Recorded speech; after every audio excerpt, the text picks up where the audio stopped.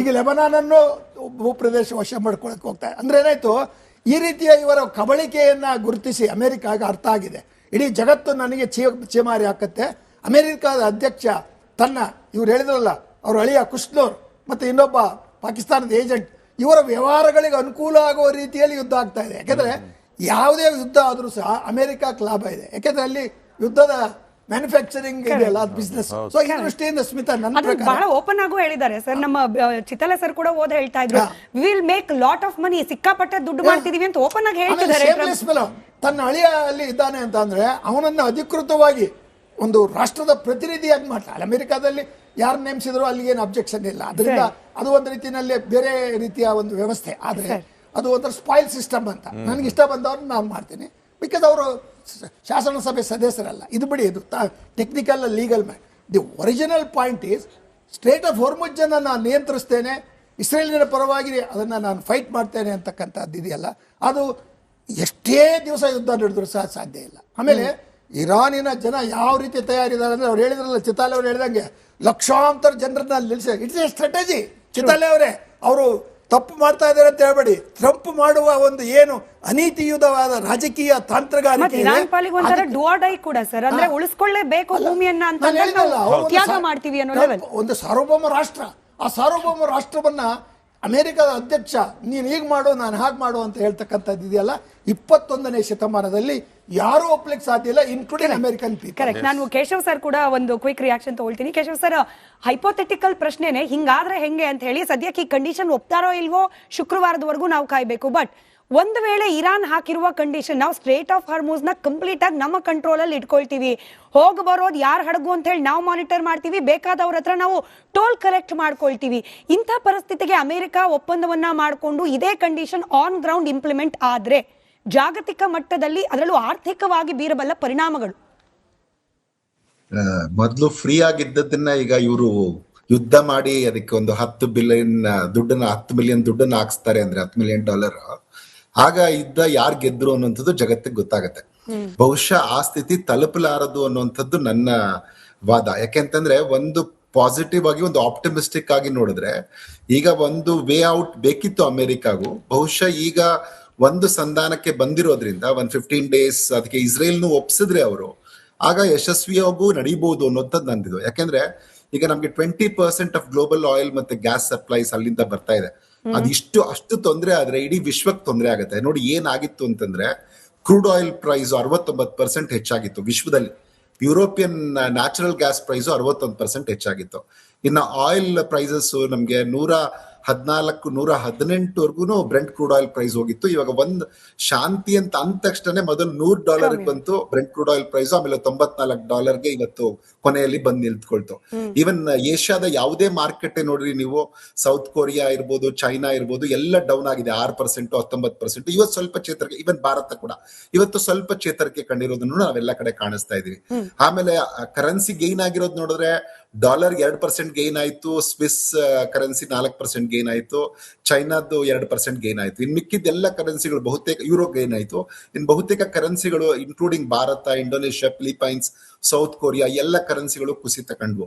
So ಹಂಗಾಗಿ ಈಗ ಎಲ್ಲ ರಾಷ್ಟ್ರಗಳಿಗೂ ಇದರದ್ದು ಹೊಡ್ತಾ ಇತ್ತು. ಹಂಗಾಗಿ ಎಲ್ಲ ರಾಷ್ಟ್ರಗಳು ಇದರಲ್ಲಿ ಬ್ಯಾಕ್ ಎಂಡ್ ಅಲ್ಲಿ ವರ್ಕ್ ಮಾಡಿರ್ತಾರೆ, ಇವರನ್ನ ಒಂದು ಹಂತಕ್ಕೆ, ಒಂದು ಮಾತುಕತೆಯ ಹಂತಕ್ಕೆ ತರಲಿಕ್ಕೆ ಅಂತ ನನ್ಗನ್ಸುತ್ತೆ.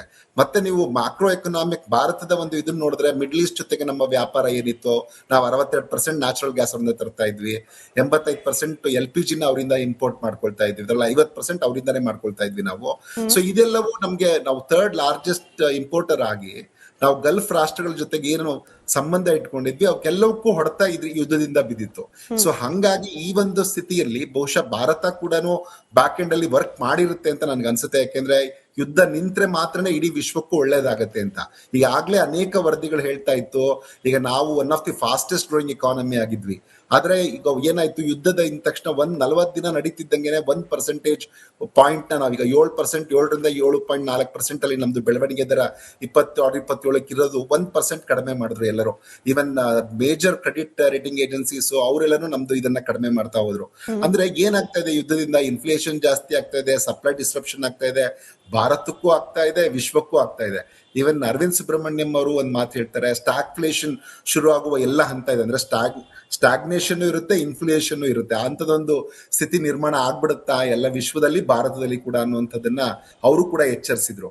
ಸೊ ಅಂದ್ರೆ ಒಂದ್ ಕಡೆಯಿಂದ ಎಲ್ಲ ಕಡೆಗೂ ತೊಂದರೆ ಆಗ್ತಾ ಇದ್ದದ್ದು ಏನೋ, ಈಗ ನಾವು 178 ಬಿಲಿಯನ್ ಏನು ಗಲ್ಫ್ ರಾಷ್ಟ್ರಗಳ ಜೊತೆಗೆ ನಾವು ವ್ಯಾಪಾರ ಮಾಡ್ತಾ ಇದ್ವಿ, ಅದಕ್ಕೆ ತೊಂದರೆ ಆಯ್ತು, ನಮ್ಮ ಎಕ್ಸ್ಪೋರ್ಟ್ಸ್ಗೆ ತೊಂದರೆ ಆಯ್ತು, ಆಮೇಲೆ ಎಲ್ಲ ಫ್ಲೈಟ್ ಕಾಸ್ಟ್ ಜಾಸ್ತಿ ಆಯ್ತು. ನಿಮ್ಗೆ ಇನ್ನೊಂದು ಉದಾಹರಣೆ ಕೊಡ್ಬೇಕು ನಾನೀಗ, ಕೆಮಿಕಲ್ ಅಂಡ್ ಪೆಟ್ರೋಕೆಮಿಕಲ್ ಚಾನಲ್ಸ್ ನಮ್ಮ ಇದು ಭಾರತದ 6-7% ಭಾರತದ GDP ಗೆ ಕಾಂಟ್ರಿಬ್ಯೂಟ್ ಮಾಡುತ್ತೆ.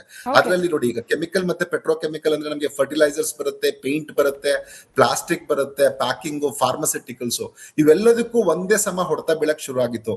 ಸೊ ಇಂಥದೊಂದು ಸ್ಥಿತಿಯಲ್ಲಿ ಈಗ ನಮ್ಗೊಂದು ಸ್ವಲ್ಪ ಪಾಸಿಟಿವ್ ಕಂಡ್ರೇನು, ದಟ್ ಈಸ್ ರಿಯಲಿ ಗುಡ್ ಅಂತ ನನ್ಗನ್ಸುತ್ತೆ. ಅದಕ್ಕೆ ಎಲ್ಲ ರಾಷ್ಟ್ರಗಳು ಈಗ ಬ್ಯಾಕ್ ಎಂಡ್ ಅಲ್ಲಿ ವರ್ಕ್ ಮಾಡ್ತಿರತ್ತೆ ಅಂತ ನನ್ಗನ್ಸುತ್ತೆ. ಹಂಗಾಗಿ ಇದು 15 ದಿನ ಹೋಗಿ ಪೂರ್ತಿಯಾಗಿ ಪೀಸ್ಫುಲ್ ಆಗಿ ನಡೆಯುವಂತ ಕಾರ್ಯಕ್ರಮ ಆಗ್ಲಿ ಅನ್ನುವಂಥದ್ದು ನನ್ನ ಆಶಯ. ರೈಟ್. ಪ್ರೇಮ್ ಶೇಖರ್ ಸರ್, ಇವಾಗ ಎಲ್ಲರ ಫೇವ್ರೆಟ್ ಟಾಪಿಕ್ ಬಂದ್ಬಿಡೋಣ ಸರ್, ಪಾಕಿಸ್ತಾನ ಮೀಡಿಯೇಷನ್. ನಾನು ಈ ಮೀಡಿಯೇಷನ್ ಬಗ್ಗೆ ಪ್ರಶ್ನೆ ಕೇಳೋದ್ಕಿಂತ ನನಗೆ ಇಂಟ್ರೆಸ್ಟ್ ಇರೋದು ಸರ್, ಈ ಅಮೆರಿಕ ಹಾಗೆ ಪಾಕಿಸ್ತಾನದ ನಡುವೆ ಹಂತ ಹಂತವಾಗಿ ಬೆಳೀತಾ ಇರುವ ಈ ಸಂಬಂಧ ಇದೆಯಲ್ಲ, ಎಸ್ಪೆಷಲಿ ನಮಗೆ ಅಂದ್ರೆ ಸಾಮಾನ್ಯ ಭಾರತೀಯ ನಾಗರಿಕರಿಗೆ ಆಪರೇಷನ್ ಸಿಂಧೂರ ಸಂದರ್ಭದಿಂದ ಬಹಳ ಎವಿಡೆಂಟ್ ಆಗಿ ಕಾಣ್ತಾ ಇದೆ. ಈಗಂತೂ ಪಾಕಿಸ್ತಾನನೇ ಒಂದ್ ರೀತಿಯಲ್ಲಿ ಶಾಂತಿ ದೂತನ ರೀತಿಯಲ್ಲಿ ವರ್ಲ್ಡ್ ಅಲ್ಲಿ ಪ್ರೊಜೆಕ್ಟ್ ಆಗ್ತಾ ಇರೋದು. ಸೊ ಈ ಅಮೆರಿಕ ಪಾಕಿಸ್ತಾನದ ಸಂಬಂಧವನ್ನ ಯಾವ ರೀತಿ ಗಮನಿಸಬೇಕು ಭಾರತೀಯರಾಗಿ ನಾವು? ಆಕ್ಚುಲಿ ಈ ಪಾಕಿಸ್ತಾನ ಇಲ್ಲಿ ಕಾಣಿಸ್ಕೋತಾ ಇದೆಯಲ್ಲ, ಅದು ಒಂದು ಮುಖವಾಡ ಅಷ್ಟೇ. ಹಿಂದೆ ಇರೋದು ಚೈನಾ. ಇನ್ಫ್ಯಾಕ್ಟ್ 10 ದಿನಗಳ ಹಿಂದೆನೆ ಪಾಕಿಸ್ತಾನ ಮೀಡಿಯೇಟ್ ಮಾಡ್ತಾ ಇರೋ ಸೂಚನೆ ಬಂತು. ಇರಾನ್ ಪಾರ್ಲಿಮೆಂಟ್ನ ಸ್ಪೀಕರ್ ಮೊಹಮ್ಮದ್ ಬಾಗೆರ್ ಗಾಲಿಬಾಫ್ ಅವ್ರ ಜೊತೆ ಪಾಕಿಸ್ತಾನ ಮಾತಾಡ್ತಾ ಇದೆ ಅನ್ನೋ ಸೂಚನೆ ಇತ್ತು. ಮತ್ತೆ ತಾವು ಒಂದು ಇದನ್ನ ಮೀಟಿಂಗನ್ನು ಹೋಸ್ಟ್ ಮಾಡಿದಾಗ ಪಾಕಿಸ್ತಾನಕ್ಕೆ ಬಂದದ್ದು ಯಾರು? ತುರ್ಕಿ, ಈಜಿಪ್ಟ್ ಮತ್ತು ಸೌದಿ ಅರೇಬಿಯಾದ ಫಾರಿನ್ ಮಿನಿಸ್ಟರ್ಸ್. ಇರಾನಿಗಳು ಬರಲಿಲ್ಲ. ಅವ್ರು ಹೇಳಿದ್ರು, ನೋ, ನೀವು ಅಮೆರಿಕದ ಪರವಾಗಿ ಮಾತಾಡ್ತಾ ಇದ್ದೀರಿ, ಅಮೆರಿಕದ 15 ಪ್ರಪೋಸಲ್ ತಂದು ನಮ್ಮ ಮುಂದೆ ಇಡ್ತಾ ಇದ್ದೀರಿ, ಅಮೆರಿಕದ ಪರವಾಗಿ ನೀವು ದಲಾಲ್ ಕೆಲಸ ಮಾಡ್ತಾ ಇದ್ದೀರಿ, ನಿಮ್ಮನ್ನು ನಾನು ನಂಬೋದಿಲ್ಲ ಅಂತ ಇರಾನ್ ಪಾಕಿಸ್ತಾನ ನೇರವಾಗಿ ಹೇಳ್ತು. ಇನ್ನು ಇಸ್ರೇಲ್ ಸಹ ಅದನ್ನೇ ಬಿಟ್ಟುಬಿಡ್ತು. ಕೊನೆಗೆ ಇದು ಫೇಲ್ ಆಗ್ತಾ ಇದೆ ಅಂತನ್ನುವಾಗ ಪಾಕಿಸ್ತಾನದ ಫಾರಿನ್ ಮಿನಿಸ್ಟರ್ ಇಶಾಕ್ ದಾರ್ ಬೀಜಿಂಗಿಗೆ ಓಡಿದ್ರು. ಇನ್ಫ್ಯಾಕ್ಟ್ ಅವರು ಓಡಿದ ಬಹುಶಃ ಟ್ರಂಪ್ ಹೇಳಿನೇ ಓಡಿರೋ ಸಾಧ್ಯತೆ ಇದೆ. ಅಲ್ಲಿ ಅನಂತರ ಬೀಜಿಂಗ್ನ ಅದು ಆನ್ಬೋರ್ಡ್ ತಗೊಂಡು ಬಂದ ಮೇಲೆ ಬೀಜಿಂಗ್ ಅಂದರೆ ಚೈನಾ ಇರಾನ್ ಮೇಲೆ ಪ್ರಭಾವ ಬೀರಿ ಅವರು ಪಾಕಿಸ್ತಾನದ ಈ ತೋರಿಕೆ ಮಧ್ಯಸ್ಥಿಕೆ, ಆಕ್ಚುಲಿ ಪಾಕಿಸ್ತಾನ ಮುಖವಾಡ ಇದೆಯಲ್ಲ ಅದನ್ನು ಒಪ್ಕೊಳ್ಳೋದಕ್ಕೆ ಕನ್ವಿನ್ಸ್ ಮಾಡಿದ್ದು ಬೀಜಿಂಗ್. ಅದು ಹಿಂದೆಯೇ ಉಳ್ಕೊಂಡಿದೆ, ಮುಂದೆ ಬರ್ತಾ ಇಲ್ಲ. ಅದಕ್ಕೆ ಬೇರೆ ಕಾರಣಗಳಿವೆ. ಬೀಜಿಂಗ್ ತೆರೆಯ ಮರೆಯಲ್ಲೇ ಇರೋದಕ್ಕೆ ಬೇರೆ ಕಾರಣಗಳಿವೆ. ಆದರೆ ಸೊ ಪಾಕಿಸ್ತಾನ ಇಷ್ಟೆಲ್ಲ ಮಾಡಿದೆ ಅಂತ ಹೇಳಿ ನಾವು ಅದು ವಿಶ್ವಗುರು ಆಗ್ಬಿಡ್ತದೆ, ನಾವು ಆಗೋದಿಲ್ಲ ಅಂತ ಏನು ಯೋಚನೆ ಮಾಡಬೇಕು. ಇಂಟ್ರಪ್ಷನ್ ಸರ್, ಕ್ಷಮೆ ಇರಲಿ. ನೀವು ಅಂದ್ರೆ ಹಿಂದಿನ ಮೀಟಿಂಗ್ ಅಲ್ಲಿ ಇರಾನ್ ನಂಬಲಿಲ್ಲ ಅನ್ನೋದನ್ನ ಪ್ರಸ್ತಾಪ ಮಾಡ್ತಾ ಇದ್ರಿ, ಅಬ್ಬಾಸ್ ಅರ್ಗಾಚಿ ಬಗ್ಗೆ ಹೇಳ್ತಿದ್ರಿ. ಇವಾಗ ಅದೇ ಅಬ್ಬಾಸ್ ಅರ್ಗಾಚಿ ಬ್ರದರ್ ಅಂತ ಕರೆದು ಬಿಟ್ಟಿದ್ದಾರೆ. ನಮ್ಮ ಪಾಕಿಸ್ತಾನಿ ಬ್ರದರ್ಸ್, ಅದರಲ್ಲೂ ಶೆಹಬಾಜ್ ಶರೀಫ್, ಆಸಿಫ್ ಮುನೀರ್ ಅವರ ಎಫರ್ಟ್ ಏನಿದೆ ಯುದ್ಧ ನಿಲ್ಲಿಸಲಿಕ್ಕೆ, ಅದು ಬಹಳ